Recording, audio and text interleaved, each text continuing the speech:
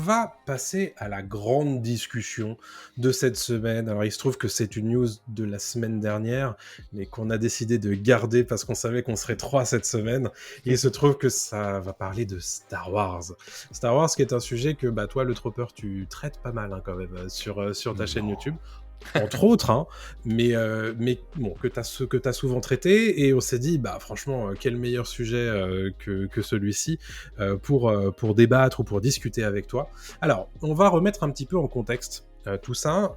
Cette discussion, elle nous vient en réalité d'une prise de position de Matthew Vaughn, le réalisateur de Kingsman, qui a été interrogé dans un podcast qui s'appelle Happy Sad Confused, qui est très important aux États-Unis, puisque beaucoup de gens vont faire leur promo là-bas désormais, et on lui a demandé, est-ce que ça vous intéresserait, vous, de réaliser un film Star Wars, et il a répondu quelque chose de très intéressant.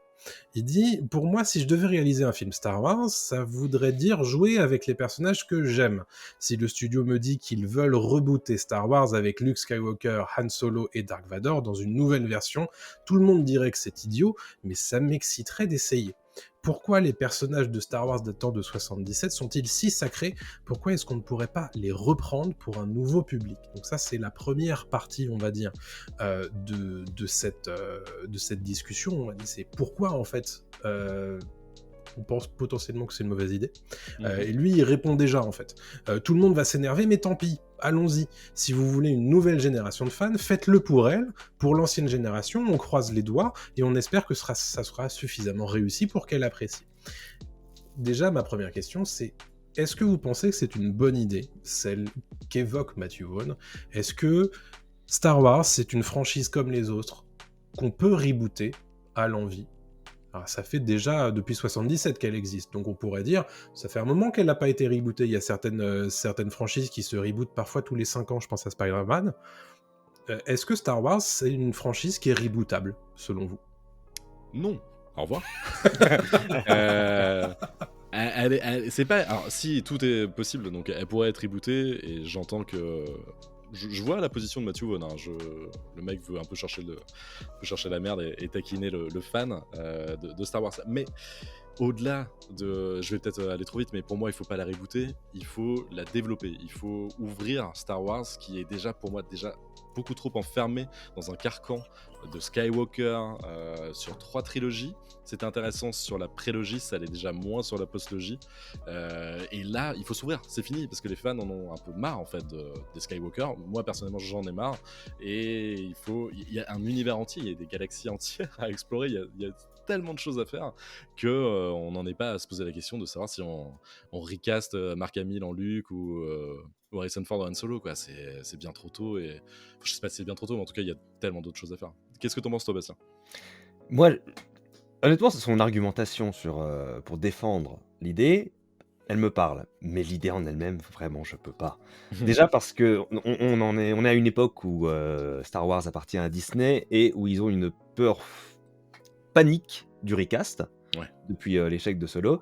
Donc, ils sont obsédés à l'idée de ranimer les vieux personnages comme des marionnettes numériques nécromantiques. Vraiment, moi tu me dis, à la limite, on refait la saga Skywalker avec des nouveaux acteurs. C'est pas ce qui se passera avec Disney. Ce qui va se passer, c'est qu'ils vont vouloir refaire Mark Hamill, Carrie Fisher et Harrison Ford jeunes. Oui. Et ça me dégoûte au plus haut point, humainement. Cette façon de retirer l'humain de l'art. Et quand on parle de Star Wars, en plus, moi je trouve qu'il y a quelque chose que les gens oublient vraiment sincèrement, c'est qu'à la base, ce truc, c'est l'histoire que George Lucas avait à raconter. Ouais. C'est George Lucas, Luke Skywalker. Il s'appelle Ouais. Luke. Il a le même nom. Ouais. Il y a un lien, il y a un truc là. Il y a un truc, hein, tu vois. Et quand il refait la prélogie, il commence à parler beaucoup de la politique dans laquelle Lucas s'était engagé à l'époque. Enfin, c'est des films où Lucas, à un moment donné dans sa vie, a des choses à exprimer. Voilà, il voulait parler de la guerre du Vietnam dans les années 70-80. Ensuite, il voulait parler de la politique de Bush dans les années 2000. C'est ce qu'il a fait. Si on enlève un petit peu ce lien de parenté entre le créateur et les personnages, qu'est-ce qui reste vraiment derrière qui est Luke sans George Lucas ? Et pour moi, c'est ce qu'on voit dans le Mandalorian. C'est une figure mythique et légendaire qui est là, mais qui ne peut pas participer. Hmm. Alors, si Matthew Vaughn veut faire son propre Luke, pourquoi pas? Mais dans un univers riche comme Star Wars, pourquoi est-ce qu'il ferait pas son Matt, je sais pas, ou son Vaughn John. voilà, mais tu peux créer tous les personnages dans cet univers et faire Oui. raconter ta propre histoire. Vouloir revenir là-dessus en déconnectant la base de ce qui faisait ces personnages, de ce qui faisait cette histoire, je trouve que c'est un petit peu avancé à l'aveugle dans un... Sans direction, un petit peu comme je trouve Star Wars est géré maintenant, c'est-à-dire qu'on ne sait pas ce qu'on veut faire avec. Il n'y a pas de direction de Star Wars. Genre, peut-être qu'il y aura un film où on verra Ahsoka avec le Mandalorian et Boba Fett, je crois que c'est ça l'idée à la fin, mais c'est le seul truc, en fait, ils ont rien. Il y a pas, tout comme la trilogie Disney, il n'y avait rien, il n'y avait pas d'objectif, ils n'avaient même pas prévu la suite des films, ils les ont fait un par un. C'est quand même lunaire d'ailleurs de faire ça. Si t'as pas de vision à part, je veux faire revenir les personnages que j'aimais quand j'étais gosse, bah en fait tu ne vas rien raconter, tout ce que tu vas faire c'est du vide, et en plus risque d'utiliser des poupées numériques nécromanciennes. J'avais gardé ce terme, mais j'aime beaucoup. Non, c'est validé, j'aime beaucoup. Je suis... Vas-y. Non, tout ça pour dire, l'intérêt d'un reboot, pour moi en tout cas, c'est quand une histoire avait parlé à une génération et ne peut plus s'adresser à la nouvelle génération. Qu'il faut la réadapter, qu'il faut revenir. Et je trouve pas que Star Wars ne parle plus aux générations suivantes, parce que c'est tellement archétypal, c'est tellement global Star Wars. Encore une fois, tout à l'heure je disais ça parlait de la guerre du Vietnam et de Bush, mais en fait c'est les empires, et les empires qui se lèvent, les démocraties qui tombent, c'est la révolution, la résistance, c'est des grands archétypes héroïques. C'est comme ça que George Lucas les a pensés, en se basant sur le mononyme de Joseph Campbell. Ce qu'il voulait, c'était faire de la mythologie. La mythologie n'a pas besoin d'être rebootée. On réécrit pas la Bible tous les 100 ans, tu vois. Genre, c'est pas nécessaire. Encore, tu me dis, Harry Potter, on parlait du reboot tout à l'heure, pareil, ça n'a pas besoin d'être reboot, Harry Potter. À côté de ça, Spider-Man, c'est un personnage qui n'arrête pas d'être réinventé, parce qu'il est lié vraiment à son époque. Les comics Spider-Man, c'est des comics des années 60. C'est les années 60, c'est les problématiques des années 60, la libération sexuelle, la libération des adolescents, comment les adolescents deviennent quelque chose de tangible, alors qu'avant ça n'existait pas. Voilà. Et ça va se développer ensuite. Dans les années 70-80, on commence à voir que la popularité de Spider-Man tombe, donc on le réinvente. On le réinvente dans les années 2000 avec les films, avec Ultimate. Et donc, d'un coup, c'est plus le même Spider-Man, c'est plus le même Peter Parker. Il a pas la même place dans la culture. Et maintenant, en plus, on a Miles Morales qui est, pour moi, vraiment le Spider-Man actuel. Désolé pour le Peter Parker des comics en ce moment et des films, mais c'est Miles Morales, le Spider-Man, le Peter Parker qui parle à notre génération et qui parle au monde dans lequel on vit. Et je pense que dans 20 ans, il y aura un autre Peter Parker, il y aura un autre Spider-Man. Et ça pourra toujours changer, parce que c'est pas des personnages qui sont aussi universels que des Harry Potter, que des Luke Skywalker. C'est des personnages qui parlent un petit peu à l'âme des gens. Et comme tu le dis, à une époque. Aussi. À une époque, on s'adresse aux gens. Mais je suis entièrement d'accord avec toi, et notamment je vais revenir sur le côté vision dont tu parlais dans Star Wars. En fait, c'est tellement de thématiques, voilà, il y a le voyage du héros, etc. Il s'est basé sur toutes ces œuvres-là, et en fait tu peux plus rien faire, et ils ont essayé avec la postlogie, avec les nazis, avant d'appuyer le trait en mode regardez, ils font vraiment limite le salut nazi, ils sont tout en noir, et voilà, et tu fais bon les gars, c'est bon, on a compris, en fait les Stormtroopers étaient en blanc, c'était la même chose, c'était clair aussi. Hein, il s'appelait Stormtrooper. Ouais, enfin c'est bon. C'est littéralement le nom des unités SS. C'est ça quoi. Enfin et donc ils n'avaient pas de vision du tout dans la postlogie. On aime ou on n'aime pas la prélogie, mais au moins elle avait la bonne idée d'aller vers la politique et de changer complètement l'angle et de tacler autre chose avec 3 films. Moi, si t'arrives avec un réalisateur, un scénariste qui ont une vision et qui peuvent apporter quelque chose, je me fais un peu l'avocat du diable, hein, mais qui peuvent vraiment apporter quelque chose en plus à Star Wars, sans forcément toucher au Skywalker, en partant ailleurs. Parce que là, tu l'as dit aussi, ils ont plus de vision de nulle part en fait. C'est-à-dire que là, ils sont en train de errer dans l'espace, là, de flotter comme des débiles, et ils ont plus rien. Et tu fais, en fait, les gars, prenez l'exemple de Andor par exemple. Andor, qui est une série qui tente des choses, même si c'est copié sur des archétypes aussi de séries qu'on a déjà vu ailleurs ou des films, etc. Mais au moins, ils apportent un genre spécifique à Star Wars qu'on n'avait pas vu avant et à essayer de parler quand même aussi de politique, je trouve, dans Andor, de fake news. Ça parle un peu de notre époque aussi, cette série, quoi. Et c'est la seule de tout l'univers Star Wars en ce moment qui touche à autre chose et qui va un peu plus loin, quoi. Oui. Mais sans vision, tu vas nulle part. Oui, clairement. En fait, la problématique, et c'est un truc qu'on a évoqué tout à l'heure, c'est que Star Wars, c'est devenu pour les exécutifs qui ont la main en fait sur ces produits, parce que là, on peut vraiment parler de produits, ne voient la saga Star Wars que comme une usine à nostalgie. Et la problématique de la nostalgie, c'est qu'elle ne fait que répéter. Et donc là, c'est exactement le propos de Matthew Vaughn, en fait. Hein. Il dit, moi, j'aimerais bien rejouer avec les mêmes jouets de mon enfance et le faire avec ma vision à moi, mais c'est juste les vieux pots et la même soupe, tu vois.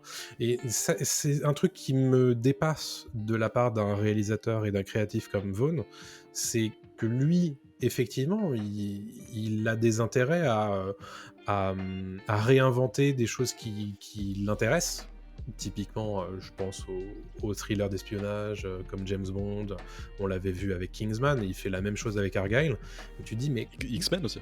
Bien sûr. Et tu te dis, mais pourquoi t'aurais pas une envie créative de te dire, attends, mais moi Star Wars, je peux dynamiter Star Wars en fait. Plutôt que de dire, en fait, non, moi la seule chose qui m'intéresse dans Star Wars, c'est de faire un remake. Quel intérêt de faire ça? Indépendamment de la qualité des films originels, j'ai envie de te dire, c'est même pas vraiment ça le concept, c'est de te dire, mais attends, surtout qu'en plus, dans la suite de son interview, il va dire un truc qu'il faut que je cite, c'est un truc, c'est anti-studio. Le manque de créativité des studios et le court-termisme des studios. C'est exactement ce qui conspue, et pourtant c'est ce qu'il voudrait faire créativement. Donc il dit, les studios c'est comme n'importe quelle forme artistique, le secteur de la musique, du cinéma, de la mode, le financement et le commerce ont pris le pas sur la création. Ça signifie toujours qu'en fin de compte, pour les gains à court terme, vous réussissez, mais à long terme, vous tuez tout. C'est ce qu'on dit depuis tout à l'heure. C'est ce qui se passe actuellement dans le cinéma, la musique, l'art. Le commerce a pris le dessus et maintenant le pendule commence à revenir en arrière. La créativité doit toujours être le moteur de toute décision et vous réfléchissez ensuite à la manière d'en tirer profit. Si vous essayez de gagner de l'argent dès le départ, vous tuerez de grandes franchises. Et je ne comprends pas comment tu peux dire dans la même interview « Je veux remaker Star Wars » et dire ensuite que le court-termisme mercantile c'est ça qui va c'est ça que je veux faire en réalité. J'ai du mal à comprendre. Et si j'essaye de le comprendre, est-ce qu'il veut pas tuer le père en fait? Sans faire de mots, voilà.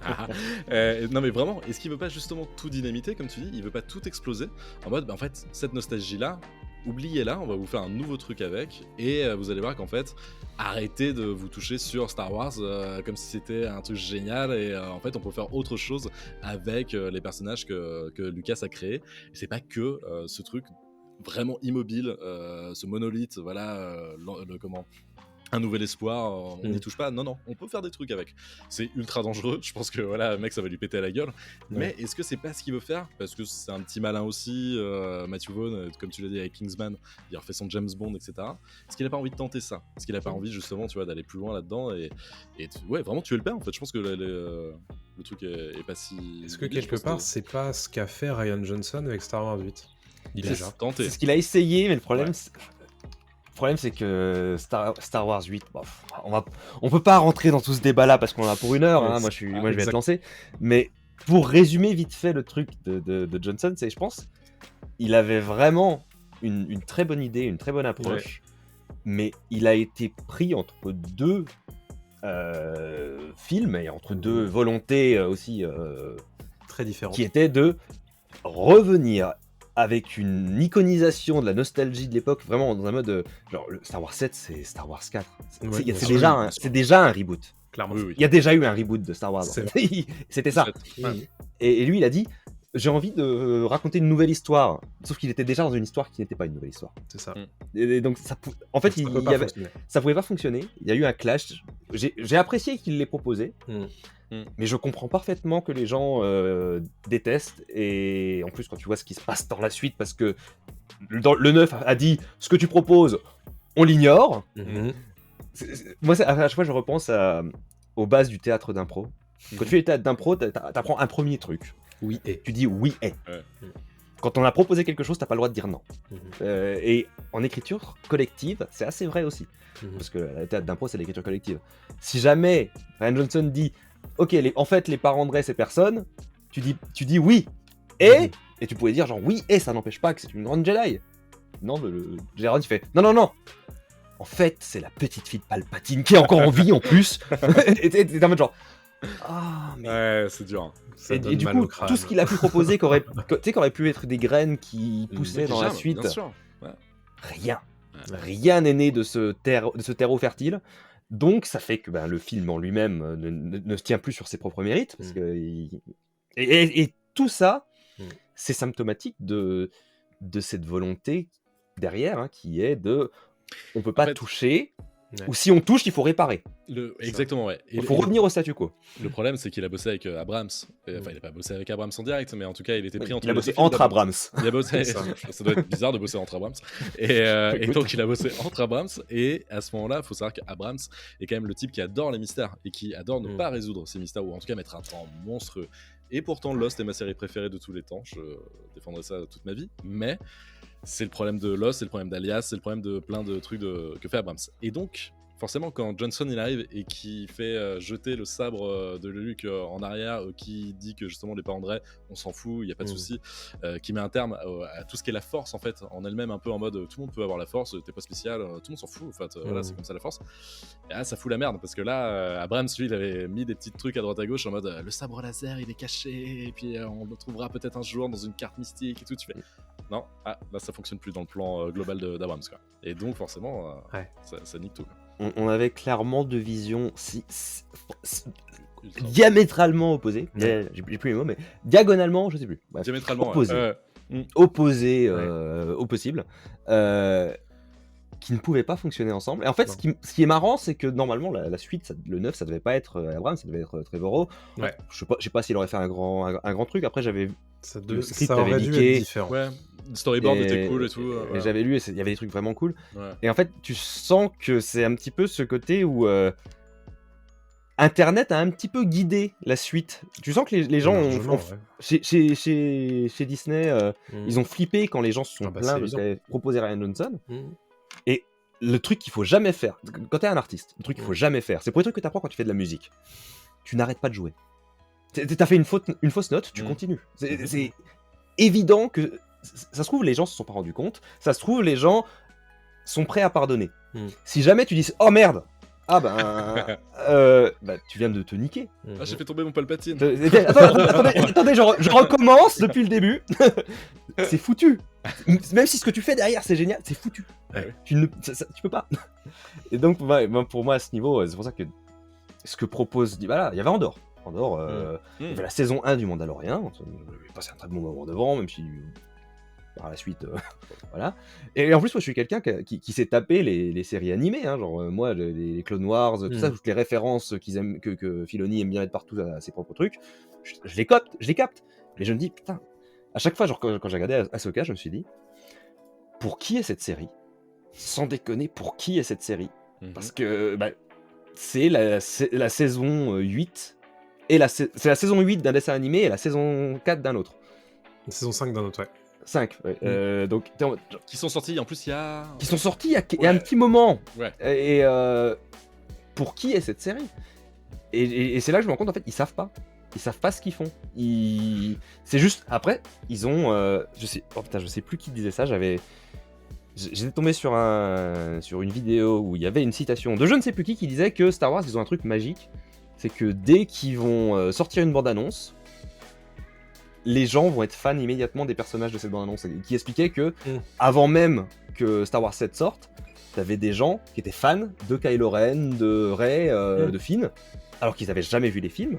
Juste instantanément, à l'instant où ils ont vu la bande-annonce, ils étaient fans. Il y avait une page sur Wikipédia pour ces personnages, on savait pas qui c'était, mais et en fait, ils ont de l'or avec ça. Bien sûr. Parce qu'ils capturent immédiatement l'imagination des gens. C'est vrai. Et comme ils savent pas quoi faire avec, c'est le pire gâchis possible. C'est ouf. Ouais.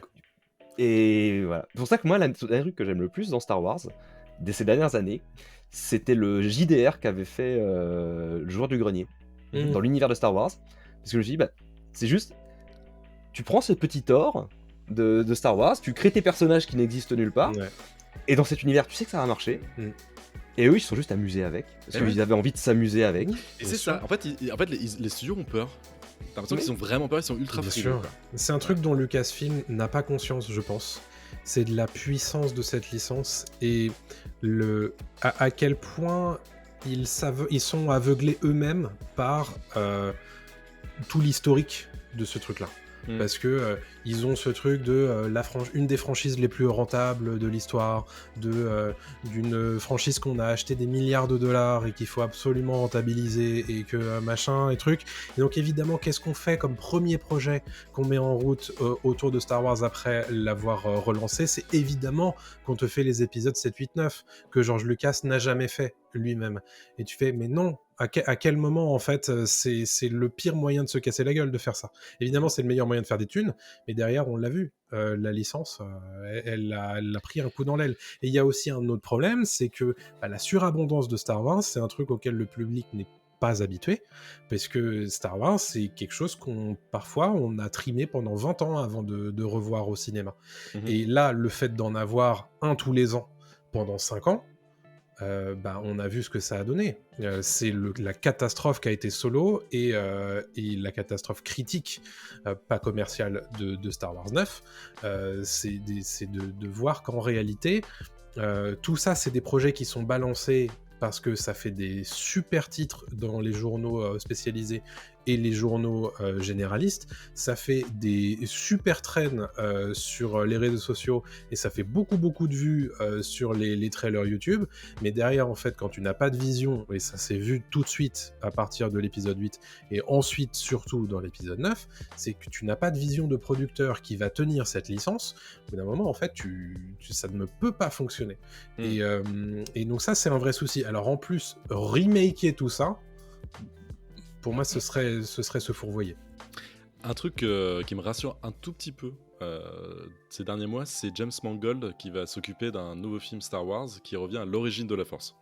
Un truc un peu christique, un truc un peu genre la première personne qui a utilisé la Force, comment on a découvert la Force. Et je trouve ça super intelligent parce qu'au moins ils sortent évidemment de la saga Skywalker parce que on revient des années et des années en arrière. Et surtout, enfin, on tente quelque chose d'autre qui n'a pas forcément de rapport avec les Jedi tout de suite, parce que j'imagine que pendant toute une bonne partie du film il n'y aura pas de Force, donc pas de Jedi, ce sera peut-être de la politique, etc. quoi. Et c'est cool, mais c'est peut-être le seul film qui me donne envie dans les prochaines années, quoi. Je note un truc, c'est que depuis tout à l'heure on dit Star Wars n'a pas de vision, Star Wars n'a pas de vision. Est-ce que vous avez regardé Star Wars Vision? Parce que ça, c'était plutôt sympa. Parce que...